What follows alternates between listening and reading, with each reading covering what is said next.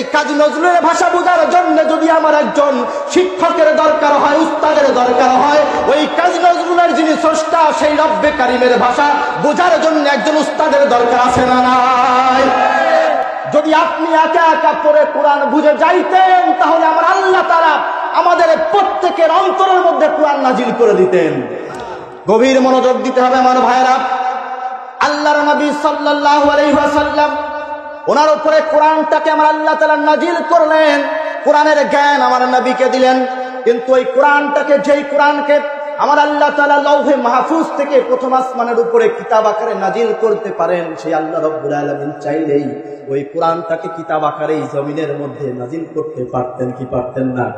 কথা বলেন, পারতেন কি পারতেন না? কিন্তু কেন করলেন না? কিতাব আকারে নাজিল করতে পারতেন কিন্তু করলেন না। কি করলেন? আমার নবীর সিনার মধ্যে দিলেন। কিতাব আকারে, বাইন্ডিং আকারে কিন্তু নাজিল করেন নাই, সিনার মধ্যে দিয়েছেন। কেন দিয়েছেন? এই কোরআনটাকে যদি কিতাব আকারে জমিনে দেওয়া হয়, জমিনের মানুষ কোরআন পড়লেও কিন্তু কিছু বুঝতে পারবে না। কারণ এই কোরআনটা দুনিয়ার কোনো মানুষের ভাষা নয়, কোরআনটা হইতেছে সমগ্র দুনিয়ার, সমগ্র মাখলুকের যিনি সৃষ্টিকর্তা সেই রব্বুল আলামিনের ভাষা। আজ আপনি যখন স্কুলে যাবেন, মাদ্রাসায় যাবেন, কলেজে ভর্তি হবেন, ভার্সিটিতে ভর্তি হবেন, আপনার বাংলা কবিতা পড়ানো হইতেছে, বাংলা গল্প পড়ানো হইতেছে।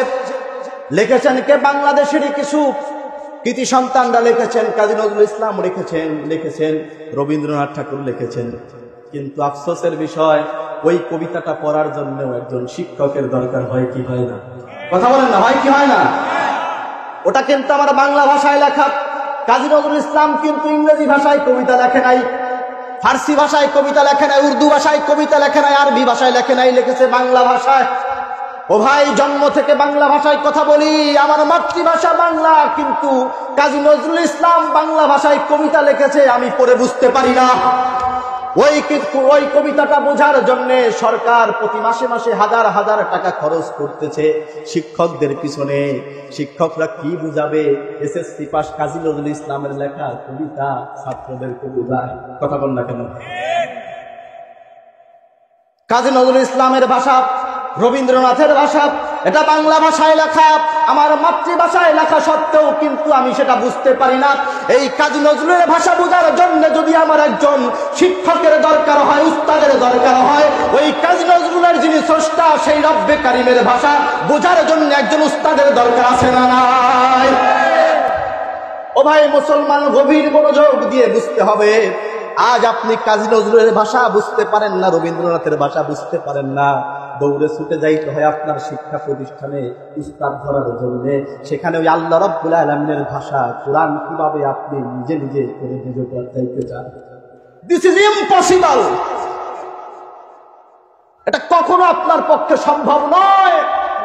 যদি আপনি একা একা পড়ে কোরআন বুঝে যাইতেন তাহলে আমার আল্লাহ তাআলা আমাদের প্রত্যেকের অন্তরের মধ্যে কোরআন নাজিল করে দিতেন। কিন্তু এই কোরআন আল্লাহ তাআলা সবার অন্তরে দেন নাই, একজনের সিনার মধ্যে দিয়েছেন, যিনি মুহাম্মদুর রাসূলুল্লাহ সাল্লাল্লাহু আলাইহি ওয়াসাল্লাম।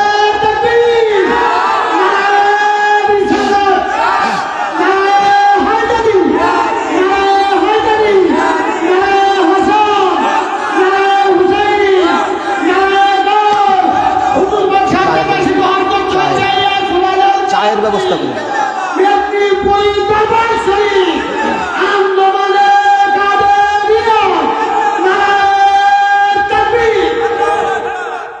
তো কুরআনুল কারীমের রাজধানী আল্লাহ তাআলা বানাইছেন আমার নবী সাল্লাল্লাহু আলাইহি ওয়াসাল্লামের সিনা মুবারক। ঠিক কিনা বলেন? এই সিনা থেকে বা রাসূলের পাক সাল্লাল্লাহু আলাইহি ওয়াসাল্লাম দীর্ঘ 23 বছর সময় নিয়ে মানুষের মাঝে এই কি বলে জ্ঞানগুলো তিনি বন্টন করেছেন। কি বলেন? কোথা থেকে বন্টন করেছেন বলেন? সবাই বলেন না, কোথা থেকে? সিনা থেকে। তার মানে আজকে যে আমরা কিতাব পড়তেছি, এই কিতাবের জ্ঞানগুলো প্রথম এসেছে কোথা থেকে? সিনা থেকে। কার সিনা থেকে? মুহাম্মদুর রাসূলুল্লাহ সাল্লাল্লাহু আলাইহি ওয়াসাল্লামের সিনা থেকে। তো আল্লাহ তাআলা তো যদি কিতাবের জ্ঞানের মর্যাদা বেশি দিতেন, কিতাবের জ্ঞানের প্রতি গুরুত্ব বেশি রাখতেন, তাহলে আল্লাহ রাব্বুল আলামিন ও কিতাবটাকে সরাসরি দুনিয়াতে নাজিল করে দিতেন। কিন্তু সিনার মধ্যে দিয়েছেন কেন? যে সিনার মধ্যে যদি দেই, এক সিনা থেকে আরেক সিনার মধ্যে নূর বন্টিত হয়। এক সিনা থেকে আরেক সিনা, আপনার থেকে আমি কিছু শিখবো, তো আপনার ভিতরে যে নূরটা আছে ওই নূরটা আমার ভিতরে আসবে। আরো যদি উদাহরণ দেই আমার ভাইরা,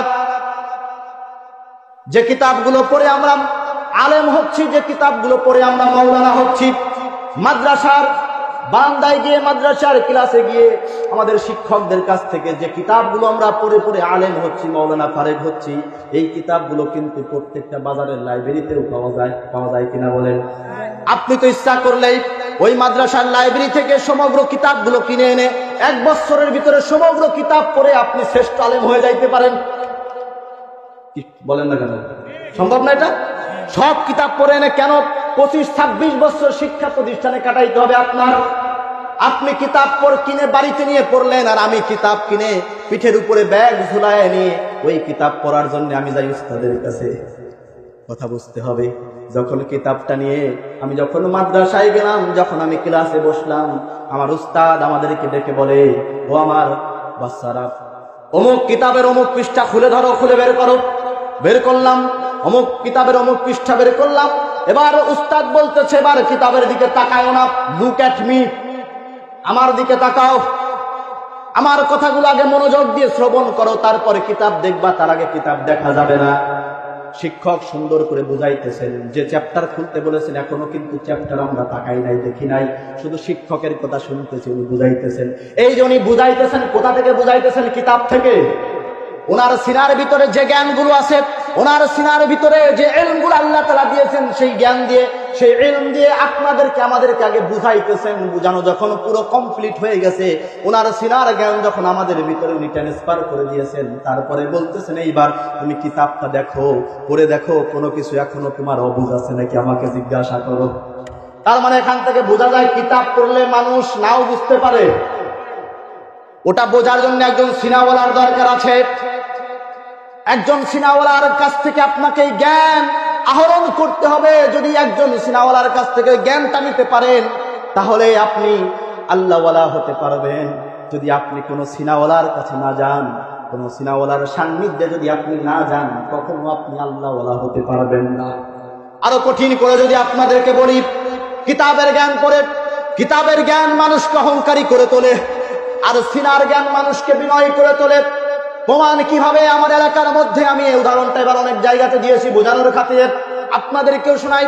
আমার এলাকার মধ্যে একজন ইঞ্জিনিয়ার সাহেব একদিন মিলাদের মধ্যে হঠাৎ করে দেখি তিনি ওয়াজ করতেছেন, ওয়াজ ফরমাইতেছেন। ওয়াজ করতে করতে হঠাৎ করে বলতেছেন, আমার বাড়িতে 300 কিতাব আছে, আমি 300 কিতাব পড়ছি, আপনারা কয়টা কিতাব পড়ছেন? কথা বল না কেন? এই যে কথাটা বললেন, এটা কি বিনয়ের প্রকাশ না অহংকারের প্রকাশ? কথা বলেন না। আমি কতগুলো কিতাব পড়ছি, এটা কি স্টেজে প্রকাশ করার জায়গা? স্টেজে প্রকাশ করা মানে আপনাদের কাছে আমি নিজের বড়ত্বের প্রকাশ করলাম যে আমি অনেক জানি, আমি 500 কিতাব পড়েছি, 1000 কিতাব পড়েছি। কিন্তু এই 500 কিতাব এবং 1000 কিতাবের জ্ঞান যদি 1000 কিতাবের জ্ঞান যদি আপনার ভিতরে কোনো একজন সিনাওয়ালার থেকে নেন, আপনি কোনো একজন কালবলার থেকে এই জ্ঞানগুলো নেন, আপনি তো তখন গুনতেই পারবেন না যে আপনি কত কিতাবের জ্ঞান আপনার ভিতরে ঢুকেছে। ঠিক কিনা বলেন? তখন আপনার ভিতরে অহংকার ঢুকবে? প্রশ্নই ওঠে না। কেন ঢুকবে না? কারণ আপনি মনে করবেন যে আমার মনে হয় এখনো সমুদ্র থেকে ওই একটা সুই ডুবালে যতটুকু পানি ওঠে তার থেকেও বোধহয় কম এখনো জ্ঞান আমি অর্জন করতে পারি নাই। এটা আপনার ভিতরে আসবে। এই জন্য আমার ভাইরা, কিতাবের জ্ঞান মানুষকে অহংকারী করে তোলে, আর সিনার জ্ঞান মানুষকে বিনয়ী করে তোলে। সহজ কথা মনে রাখবেন, যেই জ্ঞান শিক্ষা করলে আপনার মনে হয় আপনি ধীরে ধীরে অহংকারী হয়ে যাচ্ছেন, মনে করবেন ওইটা শয়তানের পথ। ওই পথ থেকে আপনাকে যত দ্রুত সম্ভব ফিরে আসতে হবে। যেই জ্ঞান অর্জন করলে আপনার অন্তরটা বিনয়ী হয়ে যায়, কেউ আপনাকে একটা থাপ্পড় দিলে আপনার তাকে উল্টো থাপ্পড় মারতে ইচ্ছা করে না। মনে হয় যে ভাই বলি, আপনার কাছে গিয়ে বলি, ভাই আপনি আপনার হাতে ব্যথা পান নাই তো? যেই জ্ঞানটা শিক্ষা করলে, যেই ইলমটা আপনার ভিতরে নিলে আপনার মাথার ভিতরে এই চেঞ্জটা কাজ করে। একজন মানুষ